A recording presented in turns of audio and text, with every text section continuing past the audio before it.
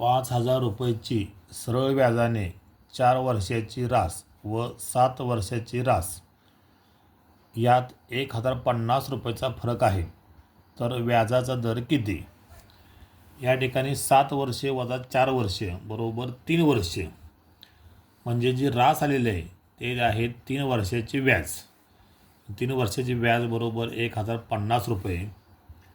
आपलं सूत्र आहे दर बरोबर सरळ व्याज गुणिले 100 छेद मुद्दल गुणिले काळ.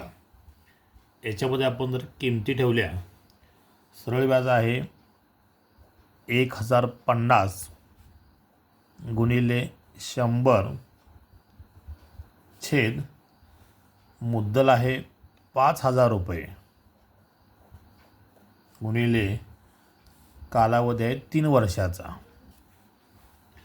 आपण 2 शून्य 2 शून्य असे केले, हा शून्य 1 शून्य जाईल. 5ने आपण 105ला भागवलो, 5 एके 5, 5 दुनी 10 आणि 5 एके 5, म्हणजे परत आले इथं 21/3 आले.